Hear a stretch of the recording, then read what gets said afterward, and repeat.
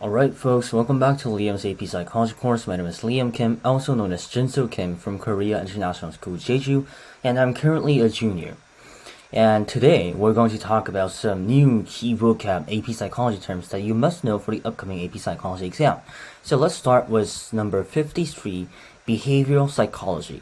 So behavioral psychology is the scientific study of observable behavior and its explanation by principles of learning. And behaviorism is the view that psychology should be an objective science that studies behavior without reference to mental processes. Most research psychologists today agree with one, which is it should be an objective science, but not with two, which is that it should be a study of a behavior without reference to mental processes.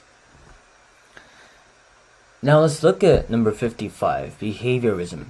Behaviorism is the view that psychology, 1, should be an objective science, that 2, studies behavior without reference to mental processes. Most research psychologists today agree with 1 but not 2. So number 54 and number 55, they are talking about the same word here, right? But then I just wanted to say it again. I wanted to make two I wanted to have two spaces for it, right? Because this concept is really highly important, because on the AP Psychology FRQ exam, or like in the MCQ exam, they're going to ask you which one of the 1 or the 2 is correct or false, right?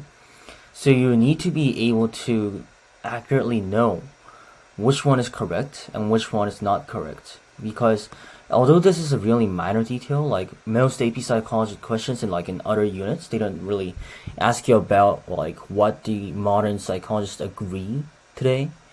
But however, especially in the definition of behaviorism, this type of question, I've seen many of these questions come out in mock exams and even in my last AP Psychology exam that I took.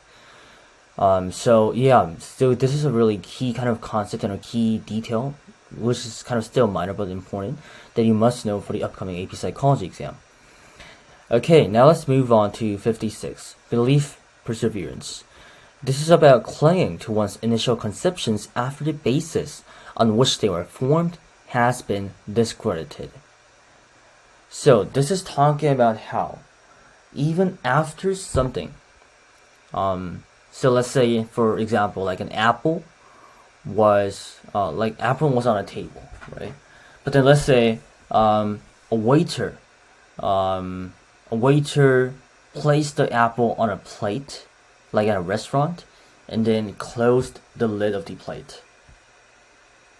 So you can kind of through imagery, you can kind of relate to that situation, right? It's not inside your heads. Okay, so let's say that happens. So now you cannot see the apple physically, right? You cannot see its existence with your own eyes, because it is shielded by the lid that is on the plate in which the apple is on. However, through belief perseverance, you know that the apple is still on the plate, right? It's just that the apple is now hidden from eyesight because of the lid. But because of belief perseverance, you can know that the apple is still on the plate. So that is what belief perseverance is. That was a really kind of straightforward example. And let's look at binge eating disorder. Binge eating disorder is a significant binge eating kind of phenomenon in which you have episodes followed by distress, disgust, or guilt, but without the compensatory purging, fasting, or excessive exercise that marks bulimia nervosa. Okay, so binge eating disorder is usually followed by these types of really negative feelings or emotions, or the types of conditions that you are in currently, but they come without the kind of triggers that usually trigger some these kind of really bad conditions for your body, in which you kind of become to adopt binge eating habits, right?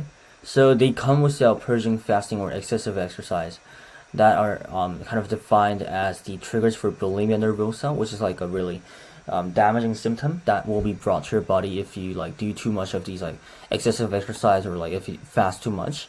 However, binge eating disorder is just like comes in a whim, right? Like through your own emotions, you're impacted by disgust, guilt, or distress. So binge eating disorder is a really easy disease to encounter, like especially for us high school students, because we have lots of points of stress that we get in our lives, right? At this time, right? So it's really easy for us to like get in this binge eating disorder. So it's really important for us to balance our diets and eat healthily to care about your bodies. Okay, now let's talk about binocular cues. Binocular cues are depth cues such as retinal disparity and convergence that depend on the use of two eyes. So binocular cues, they only have two types of eye functions included in the category of binocular cues.